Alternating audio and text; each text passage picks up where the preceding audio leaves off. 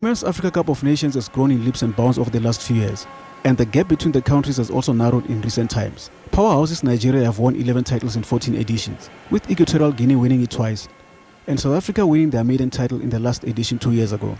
The tournament is supposed to take place in Morocco this year, but CAF has not yet confirmed whether it will take place or not, which is a concern for Banyana Banyana coach Desiree Ellis.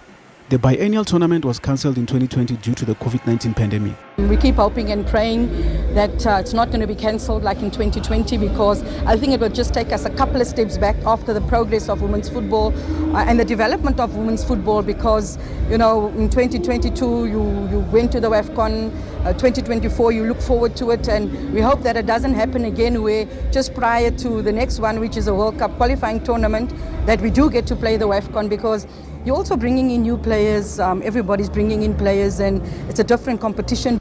Despite the uncertainty, Banyana will continue to prepare for the tournament.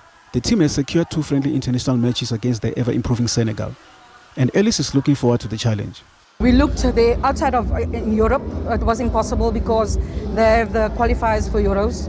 Obviously Zambia and Morocco, looked at really good opponents. But also Senegal, they will give us the competition that we need, especially with bringing in some new players to test.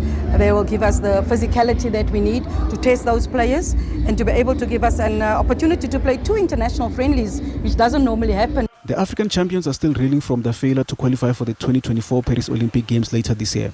They were denied by Nigeria in the last round of matches, but Ellis is hoping the failure will galvanize the team to defend their WAFCON title if and when it happens. Banyana also did not qualify for the 2020 Tokyo Olympics, but went on to win the WAFCON title 2 years later.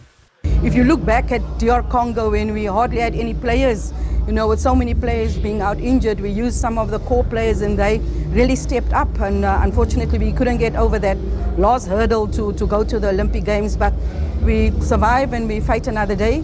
We use the 2020 disappointment to get us to win WAFCON, and hopefully if WAFCON does happen this year, we can use that to try and defend the trophy. Africa has only allocated 2 spots at the Olympic Games.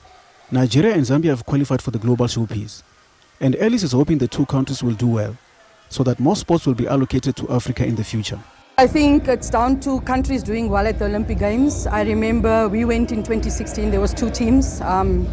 In 2020 it was 1.5, because Cameroon had to play off with Chile and didn't make it. Zambia beat them. If the teams do well at the Olympic Games, I think it only opens up more spots for us.